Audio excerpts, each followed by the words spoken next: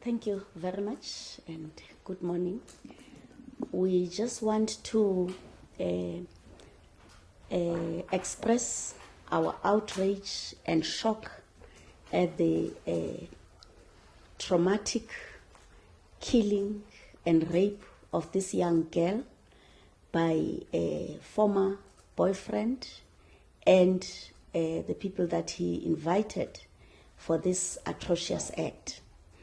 We commend the police who have acted promptly and have arrested the man, but we are saying we will not rest. We will leave no stone unturned until all the criminals are arrested. We will also ensure that through our justice system, the stiffest sentence is passed for these criminals. We want to ensure that through sentencing, we ensure that this becomes a deterrent for future rapists and abusers. As the department and also working with the police, with the Ministry for Justice and other relevant departments, we have set up a council which is running a campaign which we call the 365 Days Campaign National Action Plan for No Violence Against Women. We are saying that all over the country, we reject these atrocities. We know there are similar cases here in Pretoria, which involve an 11-year-old girl and also another young teenager, all being abused by people they know, by relatives, and people they trust.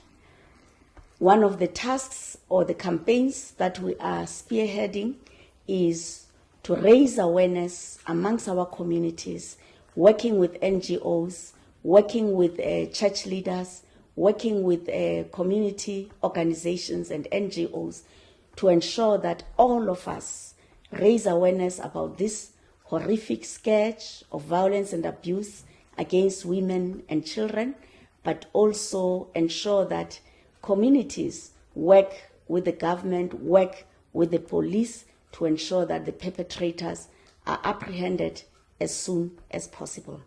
But I'll let the Deputy Minister say a few words. As you have correctly said, that is to make sure that it's not only about arresting the perpetrators, it's about making sure that they get convicted by the justice system. And also, maybe, Minister, you should also have highlighted that the latest research has shown that South Africa, in the world, we are the highest when it comes to offenses of rape, especially to younger people and older persons.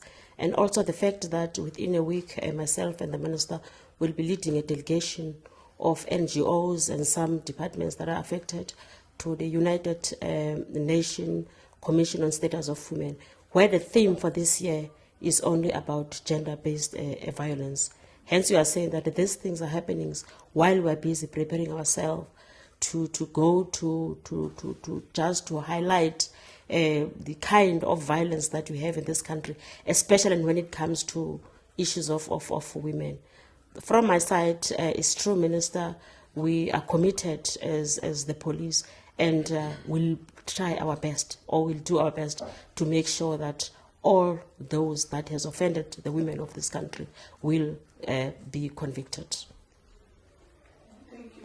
I think we will allow some questions. Are there any questions? Well, the second question, you said that you're going to make sure that the perpetrators get a stiff sentence. How do you get involved with it? Well, we as government, as cabinet, took a decision that crimes against women and children are a priority in this country. And we also have recommended that there should be no bail for such crimes. We are also recommending that the sentences must be stiff for murder, for rape, and other crimes against women and children. We believe these are actually crimes against humanity. In terms of the campaign, it is led, as I say, by government working together with the NGOs. For instance, my department, head department, are in the lead in terms of the council and the campaign for 365 days.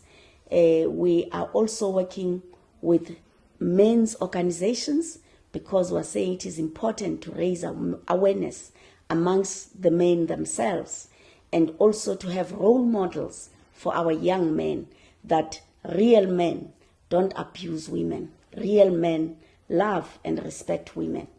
We're also saying that we need, again, to focus on lesbian women that have also been abused and murdered. And together with the Deputy Minister of Police, we have led campaigns in Khayelitsha, also here in Gauteng, where this scourge again has reared its ugly head, where we have seen lesbian women attacked in the so-called corrective rape, but also lesbian women killed and murdered. So those people have been arrested and stiff sentences have been passed. We're also working with the Minister of Justice to look at hate crimes. So the Minister of Police has set up a special unit that is focusing on family, children, and sexual offenses. And that unit is led by the Deputy Minister, and they are also involved in a number of campaigns to ensure that we end this brutal scourge of abuse and killing of women and children in our country. Well, in South Africa, we believe that some of the so-called culture is really abusive and harmful to women and children. And we are saying that such cultural practices that are harmful to women and children must be declared criminal. In fact, sleeping with a child under 16 is statutory rape in this country. My department is piloting the Women Empowerment and Gender Equality Bill, and we are going to ensure that there is no discrimination against women and girls through that bill. And one of the areas that we have highlighted in the bill are harmful cultural practices, which we're saying we're going to legislate and ensure that they are criminalized. Secondly, the parents cannot give consent to the selling of a human being. That is criminal in this country. If they are part and parcel of that practice, including the statutory rape of a young girl, then the police must take them to jail. We cannot compromise on the rights and protection of our children.